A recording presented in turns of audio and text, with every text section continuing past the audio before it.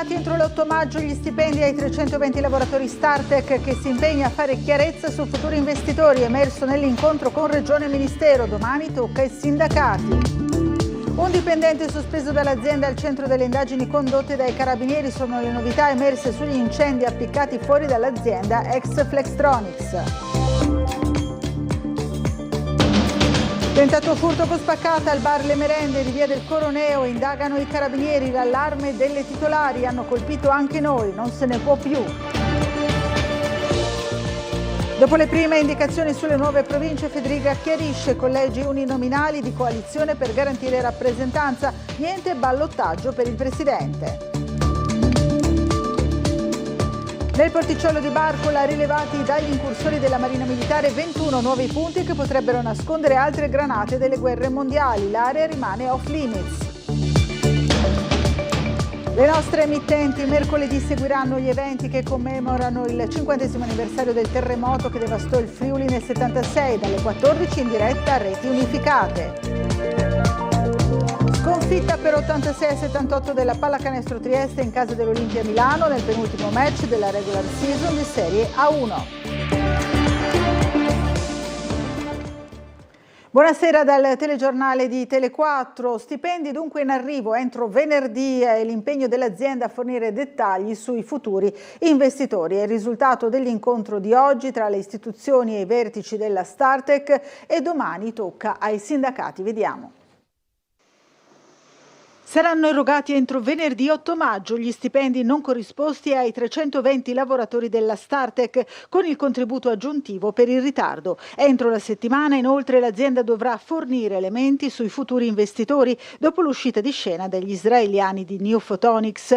Questa è la richiesta avanzata dal Ministero delle Imprese Made in Italy e dalla Regione nell'incontro di oggi con i vertici aziendali dopo l'allarme lanciato nei giorni scorsi dai sindacati per gli addetti della storica azienda di componentistica elettronica di Trieste. Tra una settimana si terrà una nuova verifica al tavolo ministeriale. Lo hanno reso noto gli assessori regionali al lavoro Alessia Rosolen e alle attività produttive Sergio Emidiobini al termine della videoconferenza di oggi con i vertici Startec, Confindustria Alto Adriatico e funzionari del Ministero. Nel corso dell'incontro hanno spiegato i due esponenti della giunta regionale l'azienda ha assicurato il pagamento delle retribuzioni arretrate entro l'8 maggio con l'aggiunta di un bonus a compensazione del ritardo.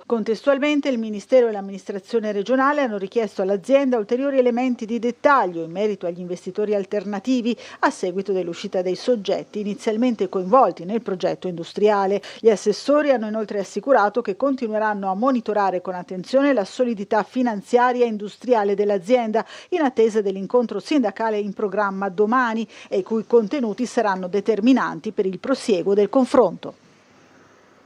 Ed è appena arrivato anche il commento dei sindacati, a scriverlo è Antonio Rodà della Wilm. La garanzia del pagamento degli stipendi è il primo passo per cercare di superare il momento di sfiducia generato da questa situazione. Allo stesso tempo sarà importante chiarire il prosieguo del piano industriale e capire su che gambe si potrà reggere, considerato che le componenti societarie presentate nel piano industriale dello scorso settembre sembrano non essere più in partita. Bene che le istituzioni abbiano incalzato l'azienda a rivedersi a stretto giro, non possiamo permettere che questa faccenda sfugga di mano, ha detto ancora il sindacalista, né tantomeno mancare una reindustrializzazione così importante per il nostro tessuto produttivo. Dall'incontro di domani quindi ci aspettiamo risposte certe ed emergono invece ulteriori dettagli sugli episodi di incendio sempre alla Startec nella zona industriale, nel mirino degli investigatori un dipendente dell'azienda. Sentiamo Gianluca Paladin. Si tratterebbe di un dipendente sospeso dall'azienda per episodi di squilibrio, ma ancora a libro paga. Emergono sempre più dettagli sull'uomo sospettato di aver provocato i 2 incendi all'esterno dello stabilimento Startec di strada al Monte d'Oro, l'impresa già al centro della cronaca per la crisi che sta attraversando e per la mancata erogazione dello stipendio a 320 lavoratori. Nella mattinata di sabato un rogo era stato appiccato a un albero situato sul lato di via Flavia, l'altro alla cabina del metano sul versante opposto, a poche decine di metri dall'ingresso principale dello stabilimento. In quest'ultimo caso, se gli addetti alla sicurezza dell'impresa non avessero agito tempestivamente spegnendo le fiamme con gli estintori, avremmo rischiato di raccontare una tragedia. Le indagini dei carabinieri sono in fase di conclusione e a breve la procura verrà informata. La visione delle immagini di videosorveglianza delle telecamere della Startec e della Illy è stata determinante per risalire all'identità del sospettato. Ai circuiti non è sfuggito il numero di targa dell'auto con la quale l'uomo, con il volto travisato, era arrivato in zona industriale. Aveva parcheggiato il mezzo a una certa distanza dallo stabilimento prima di compiere il raid. Rimane il mistero sul perché del gesto, se legato alla crisi aziendale, agli stipendi, a episodi pregressi o ad altre circostanze. Un incendio accidentale, 3.000 metri quadrati andati in fumo e quanto emerge in merito al rogo invece divampato ieri in via Bonomea. Vediamo. 3.000 metri quadrati andati in fumo. È il bilancio dell'incendio scatenatosi ieri pomeriggio nel campo di via Bonomea all'altezza del civico 114, l'innesco vicino al recinto dove sono situate le antenne che fungono da ripetitori del segnale televisivo, che non sono state danneggiate. Le cause del rogo sono di natura accidentale. Queste le condizioni in cui versa il campo andato a fuoco poco prima delle 18 di ieri. Il fumo era visibile da ogni punto della città e aveva generato non poca apprensione. Decine le chiamate ai pompieri che segnalavano la colonna grigia. Sul posto la squadra del distaccamento di Opicina con autopompa, autobotte e fuoristrada dotati di modulo antincendio boschivo. I pompieri sono riusciti a domare le fiamme prima che raggiungessero una pineta poco distante dall'incendio. Infine, con il supporto dei volontari della protezione civile, sono stati estinti i focolai residui. Sul posto, per quanto di competenza, anche i carabinieri. Sono ore d'apprensione per la famiglia e gli amici di Davide Lucchelli, 24 anni, batterista della band trevigiana Oggetto Sconosciuto, scomparso a Budapest dalla sera di venerdì 1 maggio. Con gli altri 3 compagni si trovava in Ungheria per un concerto, ma dalle 20:30 ha fatto perdere le sue tracce. Lo spettacolo è stato annullato, sono state allertate le autorità magiare. Rientrando in Italia, gli amici hanno presentato denuncia di scomparsa a Gorizia, dove il gruppo avrebbe dovuto suonare il prossimo 8 maggio. Al momento non viene esclusa alcuna ipotesi. Colpito nella notte il bar Le Merende di via del Coroneo, un tentativo di furto con spaccata, indagano i carabinieri. Sentiamo. Stamattina all'apertura alle 5:40 ho trovato il vetro infranto con un tentativo di infrazione alle maniglie. Purtroppo, noi per fortuna non sono riusciti ad entrare a causare ulteriori danni e questo è quanto. Purtroppo è successo anche a noi. È la denuncia di una delle titolari. Non c'è pace per gli esercenti triestini. Ennesima spaccata in un locale del centro, questa volta a essere preso di mira il bar Le Merende all'angolo fra le vie Carducci e Coroneo. Nella notte qualcuno ha scagliato con forza un oggetto sulla vetrata che si affaccia sul lato di via del Coroneo. Non essendo riuscito a infrangere il vetro, che ha retto al colpo essendo blindato e antifurto, il malintenzionato ha provato a forzare la porta d'ingresso. Anche in questo caso un insuccesso. Il furto dunque non è stato consumato, ma la denuncia è partita, anche perché il danno alla vetrata c'è e sull'episodio stanno indagando i carabinieri. Proprio negli ultimi mesi diversi locali del centro di Trieste sono stati colpiti da furti o tentativi di furto, malintenzionati che miravano proprio a infrangere le vetrate per riuscire a introdursi negli esercizi commerciali. Un attacco intimidatorio alla sede triestina del Piccolo, danni all'impianto elettrico e al sistema antincendio, il portone forzato e il furto di un'insegna del quotidiano strappata via dal muro, ma anche un estintore svuotato per terra dinanzi alla porta secondaria di una società che opera nello stesso palazzo lungo la scalinata che conduce all'ingresso del giornale. Nel mirino è finita appunto la sede del Piccolo in via Mazzini. Sul posto nella mattinata di oggi sono intervenuti per i rilievi gli agenti della Digos e della Polizia Scientifica. Il gesto intimidatorio è stato condannato da tutte le forze politiche, solidarietà ai colleghi anche da parte nostra. Approvate dal CAL le linee guida del disegno di legge regionale per la reintroduzione delle province. La maggioranza dei sindaci ha espresso parere positivo. Vediamo. Il Consiglio delle Autonomie Locali ha espresso parere favorevole al percorso indicato dalla Regione nel disegno di legge che fissa le linee guida per la reintroduzione delle province. Ad illustrare i contenuti del DDL ai sindaci è stato l'assessore alle autonomie locali Pierpaolo Roberti. L'istituzione delle province era prevista sia nel mandato di governo della prima amministrazione Fedriga sia in quest'ultima, quindi è chiaro che è un tema fortemente politico e ci sta che ci sia anche un pelo di battaglia politica. Mi auguro semplicemente che il dibattito dopo queste prime schermaglie arrivi poi sui contenuti. Il ritorno delle province sarà graduale, non saranno operative fino a tutto il 31 dicembre del 2026. Fino a quel momento le funzioni sulle competenze che dovranno passare poi alle province saranno ancora amministrate dagli enti di decentramento regionale. Le prime competenze che torneranno ad essere amministrate dalle province saranno la viabilità e l'edilizia scolastica superiore. Poi ci sarà una funzione che è stata denominata Casa dei Comuni, che sarà un supporto ai piccoli comuni fino a 3.000 e 5.000 abitanti per alcune pratiche che oggi gli enti fanno fatica a portare avanti.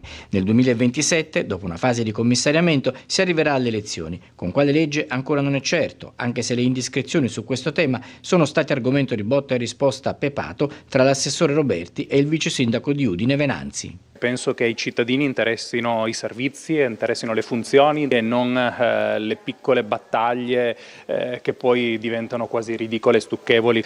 Non si può pensare che chi fa politica, chi ricopre ruoli anche importanti all'interno delle amministrazioni valuti la politica come qualcosa semplicemente dove rubare uno stipendio. Da quello che abbiamo letto dai giornali, quindi questi sono gli strumenti che ci vengono consegnati, sono a collegi molto più ampi, quindi poco rappresentativi, a liste bloccate. Una delle cose che credo i cittadini chiedono è la possibilità di eleggere i propri rappresentanti. Chiaramente non era oggetto del CAL di oggi, ma la legge elettorale, da quello che abbiamo letto dai giornali, quindi questi sono gli strumenti che ci vengono consegnati, sono a collegi molto più ampi, quindi poco rappresentativi, a liste bloccate. Una delle cose che credo i cittadini chiedono è la possibilità di eleggere i propri rappresentanti. Quindi un poltronificio.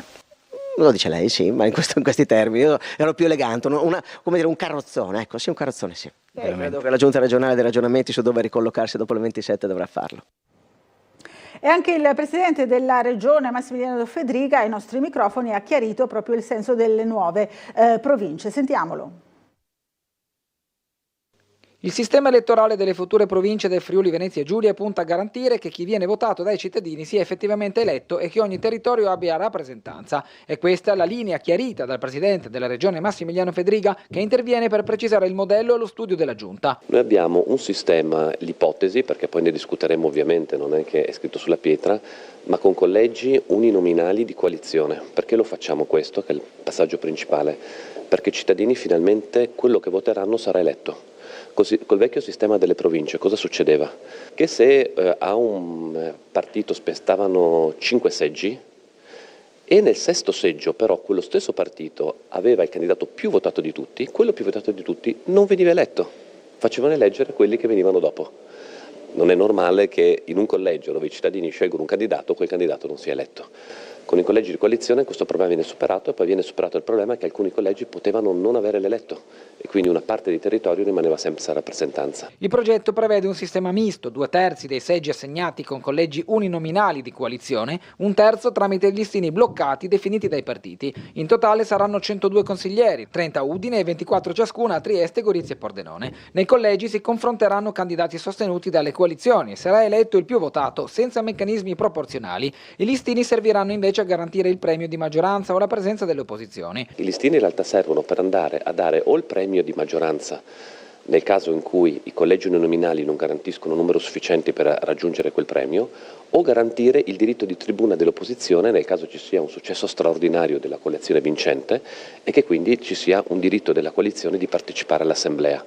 Ma i listini servono a questo, non è che sono dei listini bloccati a parte, perché infatti l'ipotesi può essere anche che già i collegi determinino gran parte dei seggi e soltanto una piccolissima parte si parla di 1 o 2 eletti dei listini per forza politica circa. Resta l'elezione diretta del presidente, ma senza ballottaggio. Vince chi ottiene anche solo un voto in più. Il confronto politico dunque resta acceso anche dentro la maggioranza, mentre dalle opposizioni rimangono le critiche sul ritorno degli enti intermedi. Nel porticciolo di Barcola sono stati rilevati nuovi 21 punti che potrebbero nascondere altre granate delle guerre mondiali. L'area rimane off limits. Vediamo.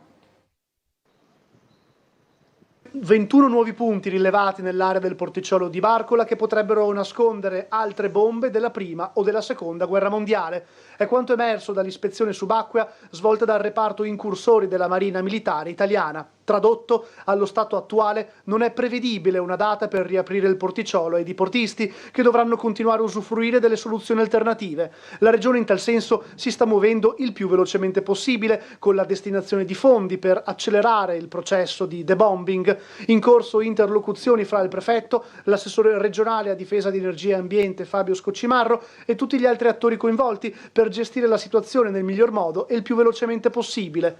Tutto è partito dalle operazioni di dragaggio chieste dalle società veliche che il 25 marzo scorso avevano riportato alla luce quei proiettili di artiglieria inglese della seconda guerra mondiale pescati dalla benna di un escavatore. Successivamente le granate erano state neutralizzate dai militari del terzo reggimento guastatori di Udine. Nelle prossime ore previste nuove riunioni per fare il punto della situazione.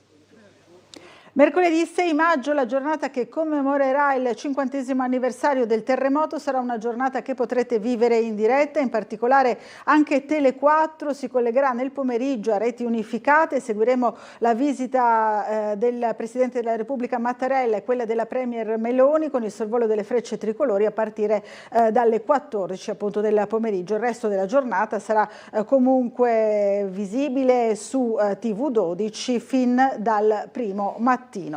E da domani, martedì 5 maggio, dalle 12 saranno disponibili su Ticket One ulteriori 2000 biglietti gratuiti per il concerto del maestro Andrea Bocelli in programma giovedì 7 maggio alle 20 alla caserma Goi Pantanali di Gemona del Friuli nell'ambito delle commemorazioni per il 50° del terremoto del Friuli. Ad annunciarlo è l'assessore regionale Riccardi. Da quando ha cominciato a gestire direttamente la partita degli sconti sui carburanti, la Regione ha già erogato ben 30.000 QR code. Vediamo. È stato un boom di richieste, quindi gli uffici stanno lavorando alacremente, i tempi sono leggermente dilatati, però in 3 mesi abbiamo rilasciato 30.000 tessere contro le 25.000 all'anno, quindi potete ben capire che per quanto bravi siano gli uffici, i tempi d'attesa sono di qualche giorno, in qualche caso di un paio di settimane. Il caro carburanti spinge la rivoluzione digitale che andrà gradualmente a sostituire la vecchia tessera con il nuovo sistema QR code per ottenere gli sconti al distributore. Dal 1° febbraio, da quando cioè la Regione ha avvocato a sé la gestione dell'intera partita, sono stati erogati ben 30.000 codici. In tutto l'anno passato erano stati solo 25.000. In tempi di prezzi alle stelle di benzina e gasolio, l'interesse ad accedere alla scontistica regionale è molto alto e si estende a macchia d'olio con 5.000 veicoli in più iscritti nell'ultimo periodo. Noi quello che andiamo a incidere appunto è sulla scontistica soprattutto e devo dire che questo non intacca le casse della Regione perché a fronte di incassi derivati dalla Regione per circa 120-130 milioni, la metà, oltre alla metà, viene ristornato ai cittadini, quindi un circolo virtuoso che permette di far lavorare i nostri distributori, di non inquinare andando a fare il turismo del pieno e anche a risparmiare perché la benzina costa meno. Molti vantaggi che la Regione si attende dalla digitalizzazione, sempre rimarcando che nessuno sarà lasciato indietro in questo passaggio. Oltre al monitoraggio costante dei prezzi, l'obiettivo da raggiungere nei prossimi mesi sarà di consentire il pieno con gli sconti sulle 24 ore. Ci stiamo attrezzando perché l'obiettivo appunto è quello di dare a tutti la possibilità di avere la tessera digitale, l'applicazione digitale oppure un cartaceo digitale ed arrivare in futuro anche a poter gestire i distributori H24, quindi anche i sabati e le domeniche con la tessera digitale. È un obiettivo che costa, ma ci stiamo lavorando. Un aggiornamento di cronaca, sta bene, sta rientrando a casa il batterista Davide Lucchelli, avevamo dato la notizia della sua scomparsa a Budapest, la notizia tanto attesa è arrivata nel tardo pomeriggio. Giustizia tributaria, segnali di miglioramento in Friuli Venezia Giulia nonostante una macchina ancora in affanno sul piano organizzativo. Vediamo. Soddisfazione per l'andamento della giustizia tributaria in Friuli Venezia Giulia, pur in un quadro che resta complesso sul piano organizzativo. In apertura dell'inaugurazione dell'anno giudiziario e tributario, il presidente della Corte di secondo grado Oliviero Drigani ha evidenziato segnali positivi a partire dal calo dei procedimenti pendenti. Un risultato che si accompagna però a una criticità strutturale, la carenza di personale, con una scopertura degli organici importante e difficoltà diffuse anche nelle segreterie. Io personalmente sono contento. Abbiamo praticamente un arretrato che nell'arco dei 3 anni è più che dimezzato. Io sono arrivato all'ottobre del 22, ho trovato circa 1400 fascicoli pendenti, adesso ne abbiamo 620, e non perché abbiamo goduto di condoni o cose di questo genere, ma perché siamo riusciti, grazie ai miei colleghi, a dare una forte impronta di produttività, quindi io personalmente sono contento. Mai esserlo troppo, ma almeno non mi sentirete piangere, lamentarmi, chiedere aiuto. Sul piano normativo prosegue il percorso di riforma della giustizia tributaria, con interventi che rafforzano la terzietà dei giudici e il contraddittorio. Tra le novità più importanti, l'estensione del giudizio monocratico in primo grado per le controversie fino a 10.000 euro, applicabile ai ricorsi notificati dal 2 maggio di quest'anno. Adesso hanno aumentato a 10.000 euro, da 5 a 10, il livello dei contenziosi trattati dal giudice monocratico, quindi questo indubbiamente porta un vantaggio di ritmo, no? Perché anziché essere in 3 giudica uno. Da noi in secondo grado siamo sempre in 3, ma questa è una garanzia anche di metodo, di misura. La collegialità ha un suo valore. Tra le materie più rilevanti emergono i tributi locali, in particolare quelli legati alla casa, e il contenzioso doganale, sempre più complesso e legato alla normativa europea. Più esteso il quadro delineato in apertura dal presidente della regione Massimiliano Fedriga, che ha analizzato la situazione del momento guardando alla regione, all'Italia e all'Europa. Sono molto preoccupato per i mesi a venire, credo che la situazione europea sia particolarmente delicata, è un continente che ha dimenticato il comparto produttivo e della filiera produttiva e oggi ne stiamo pagando le conseguenze. Prevedo veramente mesi complicatissimi per tutta Europa e quindi su questo noi dovremo cercare ovviamente di affrontare la situazione aiutando le imprese, ma con la consapevolezza che se l'Europa non si muove il futuro del continente è fortemente a rischio. Questa sera torna al Caffè dello Sport alle 21:10, si parlerà innanzitutto di pallacanestro con Madi Sissoko, centro della Pallacanestro Trieste, Alberto Tonut, campione europeo di basket, e Francesco Freni di Sport in the City, poi anche di Bavisela e maratona con Francesca Stefani, presidente dell'APD Miramar, e Gianni Crevatin, organizzazione della Trieste Spring Run, e infine anche di pallanuoto con Francesco Faraglia, attaccante appunto della Pallanuoto Trieste. Ci fermiamo per un po' di pubblicità.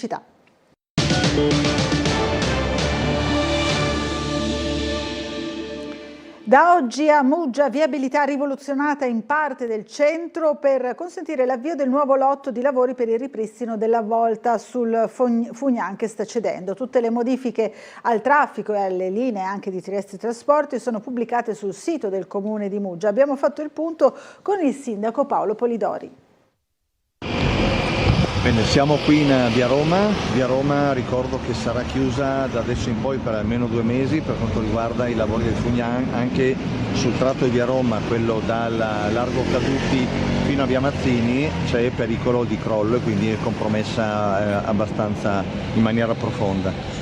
Quindi necessariamente bisogna cambiare gran parte della viabilità del centro, quindi ci stiamo adoperando per mettere tutta la segnaletica orizzontale e verticale. Ci saranno le deviazioni ben segnalate, inizialmente ci saranno anche i vigili che appunto daranno informazioni su come deviare. Ci saranno ovviamente un po' di disagi, però siamo pronti per partire. Questi saranno i prossimi almeno 2 mesi, ripeto, ma dovrebbe essere abbastanza contenuto il disagio stesso, perché le deviazioni sono state studiate in maniera tale da far scorrere il traffico il più velocemente possibile. Comunque vi terremo aggiornati su tutto il proseguo dei lavori, ma questo, ripeto, è una delle parti più difficili di questo cantiere, ma assolutamente necessaria, perché, ripeto, la volta di via Roma è seriamente compromessa.